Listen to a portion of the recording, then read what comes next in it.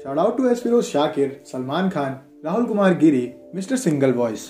Video में मैंने 2 question पूछे हैं। सही जवाब देने वाले पहले 5 लोगों को अगले वीडियो में शाउट आउट मिलेगा। तो मूवी के स्टार्ट में हम देखते हैं कि एक वायरस पहले जानवरों को परेशान करता है, इसके बाद वो इंसानों के ऊपर कब्जा करना शुरू कर देता है। शुरू में इसको रेबीज का नाम दिया जाता है, पर ये बहुत ही पीक लेवल का रेबीज होता है। ये लोगों को काटने पे इतना मजबूर कर देता है कि वो अपने आसपास के हर इंसान को काटना शुरू कर देते हैं। ऐसे में हमें गैरी नाम का इंसान दिखाया जाता है, जो कि एक्स आर्मी ऑफिसर था। वो अपनी फैमिली के साथ अपने घर में रहता था। वो अपनी 2 बेटी और बीवी को लेकर के कहीं जा रहा होता है कि तभी वहां पे जाम लग जाता है। गैरी देखता है कि एक पुलिस वाला भागते हुए जाता है और उसकी गाड़ी का मिरर तोड़ देता है। वो बाहर चेक करने के लिए निकलता है तो वहां एक पुलिस वाला आकर के उससे कहता है गाड़ी के अंदर बैठो। जब वो गाड़ी के अंदर बैठ जाता है तो वो देखता है कि एक ट्रक उसके बगल से निकलता है और उस पुलिस ऑफिसर को कुचलते हुए निकल जाता है। गैरी को एक मौका दिखता है। वो चारों तरफ भगदड़ देख के ऑलरेडी घबरा गया होता है। वो उस ट्रक के पीछे वहां से निकलने की कोशिश करता है, जहां आगे जाकर के उसकी गाड़ी क्रैश हो जाती है। वो अपनी बेटी और बीवी को लेकर के वहां से भाग रहा होता है। तभी वहां पे उसको देखने को मिलता है कि पीछे से लोग भाग करके आ रहे हैं और वो दूसरे लोगों को काटना शुरू कर चुके हैं, और जिनको वो काट ले रहे हैं वो 10 से 12 सेकंड बाद उठ करके बाकियों को काटना शुरू कर दे रहा है। अब गैरी भाग करके एक बस के अंदर बैठ जाता है और वो वहां से निकलने की कोशिश करता है, जहां उसके पीछे वो ज़ॉम्बीज जैसे क्रिएचर पड़ जाते हैं और वो उसके ऊपर अटैक करने की कोशिश करते हैं। काफी देर के बाद गैरी वहां से भाग जाता है। आगे पहुंचने के बाद वो देखता है कि उसकी बड़ी बेटी, जिसको अस्थमा है, उसको दिक्कत होने लगी है। वो उसका इनहेलर ढूंढता है, वहां पे उसके पास इनहेलर नहीं होता है। तभी उसके पास फोन आता है उसके ऑफिसर फ्रेंड थेरी का। थेरी उससे कहता है कि हमें तुम्हारी बहुत जरूरत है, यहाँ पे तुम एक जगह पे पहुंच जाओ, उसके बाद हम तुम्हारे लिए हेलीकॉप्टर भेजेंगे। हम तुम्हें इसलिए नहीं बचा रहे क्योंकि तुम हमारे दोस्त हो, हम इसलिए बचा रहे हैं क्योंकि हमें तुम्हारी जरूरत है। अब गैरी उससे कहता है मैं एक मॉल जा रहा हूँ, वहां से हमें कुछ सामान ले लेना चाहिए क्योंकि यहाँ पे चारों तरफ आपदा आ चुकी है। न्यूज में हर जगह बोल दिया जाता है कि लोग कम से कम 1 से 2 हफ्ते का राशन लेकर के अपने घर में छुप जाएं, क्योंकि एक ऐसा वायरस फैल चुका है जिसकी वजह से लोग अब आदमखोर हो चुके हैं। अब गैरी पहुंचता है भाग करके मॉल में। वहां पे वो सबसे पहले अस्थमा का इनहेलर ढूंढने जाता है। वहीं दूसरी ओर उसकी वाइफ शॉपिंग करने लगती है। वो सब जरूरत के सामान को भरने लगते हैं। तभी उसकी बेटी खाली कार्ट में आती दिखती है। वो अपनी बीवी को ढूंढने जाता है, जहां उसकी बीवी के ऊपर कुछ लोग अटैक कर देते हैं। गैरी उनमें से एक को गोली मार देता है और अपनी बीवी को लेकर के भागने लगता है। इस बीच वहां पे पुलिस आ जाती है। गैरी को लगता है कि वो उसको पकड़ने आया है, लेकिन पुलिस वाला भी अपनी जान बचाने के लिए जरूरत का सामान चुराने के लिए आया होता है। तो अब आता है आपका पहला सवाल, गैरी का कौन सा दोस्त था जिसने गैरी को फोन करके बेस पे बुलाया था? जवाब आप नीचे कमेंट में दे सकते हैं। गैरी मॉल से बाहर निकल के देखता है कि उसकी गाड़ी चोरी हो चुकी है। वो थेरी को फोन करके कहता है अब हमें तुम कहां से और कैसे बचाओगे? थेरी उससे कहता है रात हो चुकी है, हम वहां पे चॉपर नहीं भेज सकते हैं, हम तुम्हें सुबह बचाएंगे, तुम अभी कहीं पे छुप सकते हो। वो सामने एक बिल्डिंग को देखता है और अपनी बीवी बच्चों को लेकर के उस बिल्डिंग की ओर भागता है। उसके पीछे ज़ॉम्बीज पड़ जाते हैं, लेकिन गैरी उन सब ज़ॉम्बीज से लड़ने लगता है और अपनी बीवी बच्चों से कहता है कि तुम लोग आगे निकलते रहो। वो लोग ऊपर की ओर चढ़ जाते हैं, उनके साथ साथ गैरी भी आ जाता है। अब ज़ॉम्बीज ऑलमोस्ट उनको पकड़ने वाले होते हैं कि तभी वो उस बिल्डिंग के एक ऐसे माले में पहुंचते हैं जहां तक अभी ज़ॉम्बीज नहीं पहुंचे होते हैं। गैरी की छोटी बेटी देख लेती है कि वहां पे एक फैमिली छुपी हुई है। गैरी उनके साथ वहीं पे छुप जाता है। वो उस फैमिली के लीडर से कहता है कि अगर आपको जिंदा रहना है तो आपको यहाँ से निकलना होगा। सुबह तक यहाँ पे एक हेलीकॉप्टर आएगा, हम चाहते हैं कि आप हमारे साथ ऊपर चलें। वो आदमी उनके साथ जाने के लिए मना कर देता है और उनसे ये कहता है आपको जो जरूरत का सामान चाहिए वो लेकर के आप यहाँ से जा सकते हैं। गैरी अपने हाथ में टेप बांधता है और बुक को बांधता है ताकि ज़ॉम्बीज उसके हाथ को काट न सकें, और वो वहां से निकल जाता है। उसके पीछे ज़ॉम्बीज पड़ जाते हैं। वहीं दूसरी ओर उस फैमिली के ऊपर भी ज़ॉम्बीज अटैक कर देते हैं, लेकिन उनका छोटा बच्चा बच जाता है और वो ज़ॉम्बीज की तरफ भाग जाता है ताकि वो गैरी के हाथों लग जाए और गैरी उसको बचा ले। गैरी ऊपर जाता है जहाँ पे वो देखता है कि ज़ॉम्बीज अब चारों तरफ है। वो अपनी बीवी से कहता है कि तुम ऊपर जाओ और हेलीकॉप्टर को सिग्नल देना, जैसे वो रुके मैं आ जाऊंगा, तब तक मैं इनको रोकने की कोशिश करता हूँ। वो एक एक करके ज़ॉम्बीज को गिराने लगता है कि तभी एक ज़ॉम्बी उसके ऊपर अटैक कर देता है और उसका खून गैरी के मुंह में जाने लगता है। गैरी चिल्लाने लगता है कि तभी वहां पे वो छोटा सा लड़का आ जाता है और उस ज़ॉम्बी को गोली मार देता है। गैरी उस बच्चे को लेकर के ऊपर पहुंच जाता है और वो गेट बंद करके जाके अपार्टमेंट की छत पे खड़ा हो जाता है। उसको ऐसा डर होता है कि उसके मुंह में खून चला गया, हो सकता है कि वो ज़ॉम्बी बन जाए। वो 10 से 12 तक गिनता है, लेकिन वो ज़ॉम्बी नहीं बनता है। तभी वहां पे हेलीकॉप्टर आ जाता है और हेलीकॉप्टर में वो सब चढ़ के वहां से निकल जाते हैं। अब गैरी पहुंचता है अटलांटिक में, जहाँ पे एक शिप के ऊपर उन सब का बेस बना होता है। वहां पे वो थेरी से मिलता है। थेरी उसकी फैमिली को रहने के लिए एक जगह दे देता है। इसके बाद वो उससे कहता है तुम्हें कर्नल से मिलना चाहिए।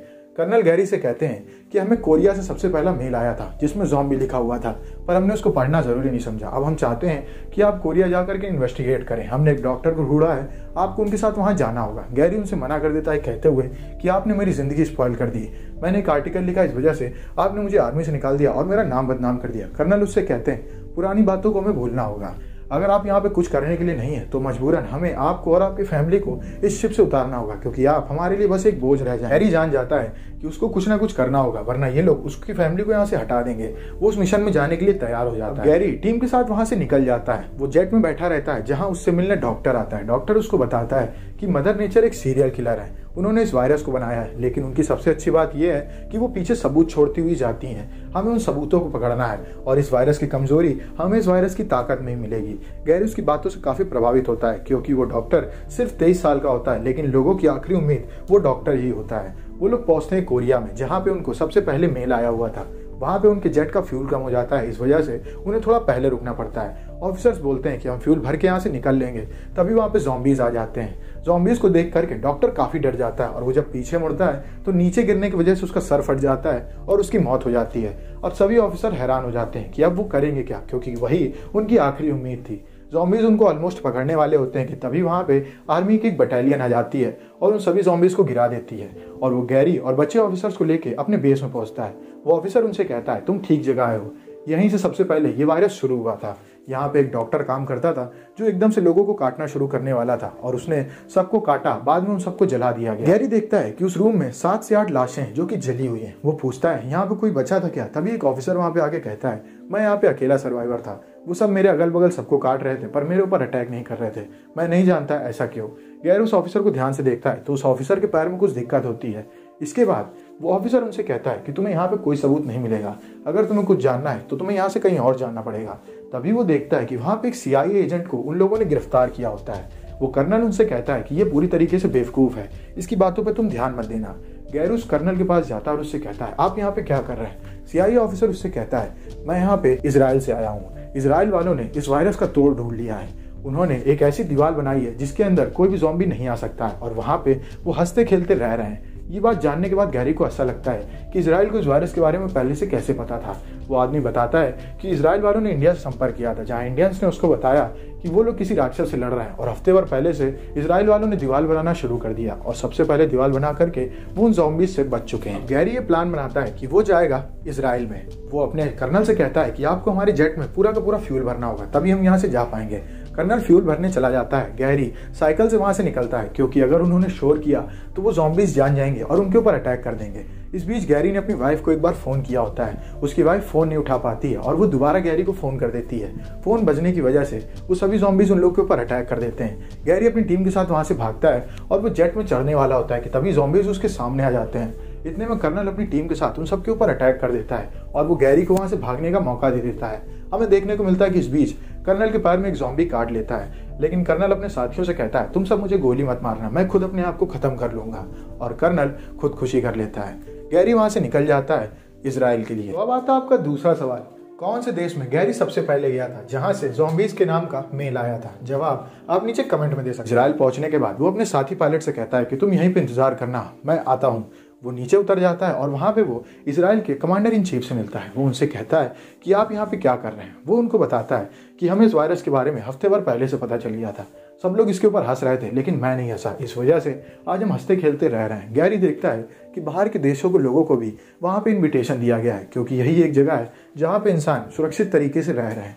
वो देखता है कि बहुत बड़ी सी एक दीवार है जिसके उस तरफ ज़ॉम्बीज हैं और अंदर की तरफ सभी इंसान काफी अच्छे से रह रहे हैं। वहां पे चारों तरफ गाना बज रहा होता है। तभी गैरी देखता है कि गाना बहुत तेज बज रहा है, हो सकता है कि ये साउंड ज़ॉम्बीज को उनकी तरफ आकर्षित करे। वहीं दूसरी ओर दीवार के उस तरफ उस आवाज को सुनने के बाद ज़ॉम्बीज पागल हो जाते हैं और वो दीवार चढ़ने की कोशिश करते हैं। एक के ऊपर एक चढ़ने के बाद वो ज़ॉम्बीज दीवार के ऊपर आ जाते हैं और वो उस दीवार के अंदर आकर के लोगों के ऊपर अटैक करना शुरू कर देते हैं। गैरी देख लेता है कि वहां पे ज़ॉम्बीज आ चुके हैं। वो वहां से भागने लगता है। उसके साथ 2 आर्मी के ऑफिसर होते हैं, जिनमें से एक का नाम सैगन होता है। सैगन और गैरी वहां से भागते हैं और चारों तरफ ज़ॉम्बीज को लोगों के ऊपर अटैक करते हुए देखता है गैरी।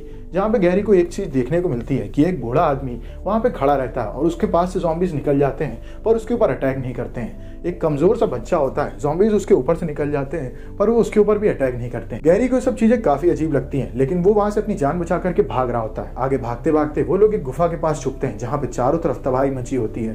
तभी एक ज़ॉम्बी सैगन के ऊपर अटैक कर देता है और सैगन के हाथ में काट लेता है। गैरी कुछ सोचता नहीं है और चाकू से सैगन के हाथ को काट डालता है। सैगन काफी चिल्लाती है। गैरी उसके हाथ को ठीक करता है और पट्टी बांधता है। अब वो सैगन और ऑफिसर वहां से निकलते हैं। तभी चारों तरफ से फिर से ज़ॉम्बी आने लगते हैं। वो लोग एयरपोर्ट की तरफ भागते हैं जहाँ एक फ्लाइट कहीं जा रही होती है। उस फ्लाइट के आगे वो अपने ऑफिसर्स के आगे जाकर के खड़े हो जाते हैं और गैरी और सैगन को उस फ्लाइट में बैठा दिया जाता है। गैरी सैगन से कहता है, देखा तुम बच गई। सैगन उससे कहती है, तुम्हें इन सब के बारे में कैसे पता था? गैरी बोलता है, ये बस एक तुक्का था, पता नहीं कैसे ये काम कर गया। गैरी फ्लाइट में बैठा रहता है जहाँ बैठे बैठे वो सोच रहा होता है कि उसका कोरिया जाने का क्या फायदा हुआ। वो इजराइल गया, वहां पे भी उसे कुछ भी नहीं मिला। लेकिन तभी उसको याद आता है कोरिया का वो ऑफिसर जो कि उसको बता रहा था कि मैं ज़ॉम्बीज के बीच में था पर ज़ॉम्बीज ने मेरे ऊपर अटैक नहीं किया। इसके बाद उसे इजराइल में वो बूढ़ा आदमी और वो बच्चा याद आता है जिसके ऊपर से ज़ॉम्बीज निकल गए थे पर उन्होंने उसको खाया या अटैक नहीं किया। उसको उन तीनों में एक चीज़ कॉमन लगती है कि वो फिजिकली पूरे तरीके से फिट नहीं थे। उनमें से या तो कोई बीमार था या फिर उनके पैर में कोई फ्रैक्चर या चोट थी। उसको ऐसा लगता है कि अगर आप बीमार हैं तो वो ज़ॉम्बी आपके ऊपर अटैक नहीं करेंगे। वो तुरंत फ़ोन करता है थेरी को और उससे कहता है कि मुझे पास की WHO ब्रांच में पहुंचाओ, मुझे ऐसा लग रहा है कि इस वायरस का तोड़ मुझे मिल चुका है। वो पास की WHO ब्रांच की लोकेशन दे देता है गैरी को और गैरी वो लोकेशन पायलट को दे देता है। अब पायलट उस ब्रांच की ओर निकल पड़ता है। वहीं दूसरी ओर उनकी फ्लाइट के अंदर कैबिन में एक आदमी ज़ॉम्बी बन के ऑलरेडी बैठा होता है और वो उन सब के ऊपर अटैक कर देता है। गैरी बैग लगा करके पीछे वाला कैबिन बंद करने लगता है लेकिन तब तक बहुत देर हो गई होती है और वो सभी ज़ॉम्बीज बन जाते हैं और अटैक कर देते हैं गैरी के बाकी साथियों के ऊपर। अब गैरी काफ़ी डर जाता है। वो वहाँ पे सैगन के साथ बैठा रहता है, उसके पास कोई और चारा नहीं होता है। इस वजह से वो प्लेन के पीछे वाले कंपार्टमेंट पे एक ग्रेनेड मार देता है और ब्लास्ट होने की वजह से बाहर की एयर में वो सभी के सभी ज़ॉम्बी खींचे चले जाते हैं। प्लेन काफ़ी डैमेज हो जाता है और वो नीचे जा करके क्रैश हो जाता है जिसमें गैरी और सैगन बच जाते हैं। गैरी देखता है कि उसके पेट में एक तलवार आर पार जा चुकी है। सैगन उसके पास आती है और उसको लेकर के वहां से आगे चलती है जहां पे उन्हें WHO की ब्रांच मिलती है। उस ब्रांच जाने के बाद ही गैरी वहां पे बेहोश हो जाता है। अटलांटिक में गैरी की 2 दिन से कोई खबर ना मिलने की वजह से थेरी से कर्नल आकर के कहते हैं कि हमें गैरी की फैमिली को यहाँ से दूसरी जगह भेजना पड़ेगा। अब यहाँ पे वो हमारे ऊपर बर्डन बन चुके हैं और वो उनकी फैमिली को वहां से कहीं और भेज देते हैं। गैरी की आंख खुलती है। वो सामने खड़े साइंटिस्ट से कहता है, मैं कितने दिन से बेहोश था। वो साइंटिस्ट उसको बताता है कि तुम 3 दिन से बेहोश थे, तुम्हारे पेट में चोट लगी हुई है, ज्यादा हिलने की जरूरत नहीं है।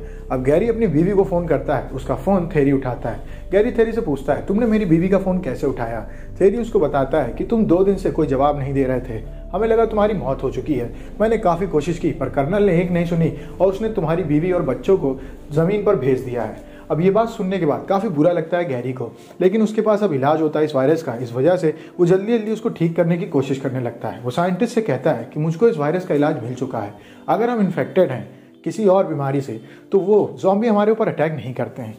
ये बात सुनने के बाद साइंटिस्ट कहते हैं कि हमें इसका चेक करना चाहिए। गैरी कहता है, आपके पास तो खूब सारे वायरसेस के सैंपल होंगे, हम उनमें से एक को किसी एक के अंदर रिजेक्ट करते हैं और उसके बाद उसको ज़ॉम्बीज के सामने खड़ा करके देखते हैं। अगर ज़ॉम्बीज के ऊपर अटैक करता है तो ये दवाई फेल है और अगर अटैक नहीं करता है तो हम सब पास हो जाएंगे। लेकिन उनके सामने चुनौती ये होती है कि जिस कैबिन में सारे वायरसेस होते हैं उस कैबिन में लगभग 80 से 90 ज़ॉम्बीज घूम रहे होते हैं। गैरी प्लान बनाता है कि वो, सैगन और एक साइंटिस्ट वहां पे जाएंगे क्योंकि साइंटिस्ट को उस कैबिन के बारे में पता होता है। गैरी और वो दोनों अंदर घुसते हैं और वहीं पे ज़ॉम्बीज उनके पीछे पड़ जाते हैं।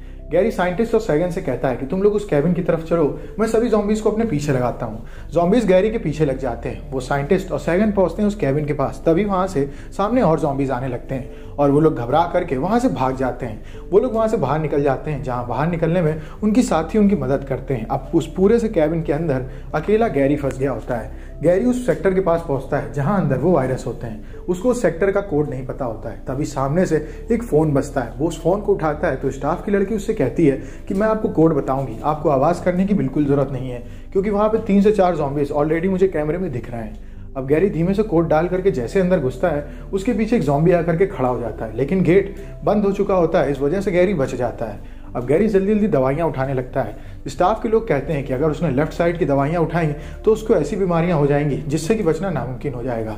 गैरी ये सब नहीं देखता और वो जल्दी जल्दी सभी वायरसेस को उठा करके बक्से में बंद करके निकलने का प्लान बनाता है। लेकिन उसके सामने चुनौती होती है कि उस कैबिन में 80 से 90 ज़ॉम्बीज हैं और अगर उनमें से एक भी उसकी तरफ भागा तो बाकी सब भी उस पर अटैक कर देंगे। वो उठाता है एक इंजेक्शन और रैंडमली कोई भी वायरस उठा करके अपने शरीर में इंजेक्ट कर लेता है और थोड़ी देर वहीं पे इंतजार करता है। जब 10 से 15 मिनट हो जाते हैं और उसको लगता है कि उसके पूरे शरीर में वायरस फैल चुका है, वो गेट खोल करके निकलने की कोशिश करता है और उसे देखने को मिलता है कि ज़ॉम्बी उसके ऊपर अटैक नहीं करता है और उसके बगल से निकल जाता है। अब गैरी सभी ज़ॉम्बीज के बीच से निकल के चला जाता है और ज़ॉम्बीज उसको सूंघते भी नहीं है और गैरी पहुंचता है सभी साइंटिस्ट के पास। अब वो सब के सब अपने ऊपर उसी वायरस को इंजेक्ट कर लेते हैं और वहाँ से निकल जाते हैं। अब गैरी पहुंचता है अपनी बीवी के पास और हमें पता चलता है कि उसका ये आइडिया पूरी दुनिया में फैल चुका है। अब दुनिया में हर जगह WHO ने वायरसेस भेज दिए हैं जिनको अपने शरीर में लगाने के बाद वो सभी के सभी ज़ॉम्बीज उन लोगों के ऊपर अटैक नहीं करते हैं और लोग ज़ॉम्बीज को जान से मार देते हैं। और ऐसे धीमे धीमे उन लोगों ने लगभग सब ज़ॉम्बीज को मार दिया है और ये वॉर अभी भी चल रही है और मूवी यहीं पर खत्म हो जाती है। अगर आपको वीडियो अच्छी लगी तो वीडियो को लाइक करें, चैनल को सब्सक्राइब करें। मिलते हैं आपसे नेक्स्ट वीडियो में, तब तक के लिए stay safe, stay healthy, bye bye.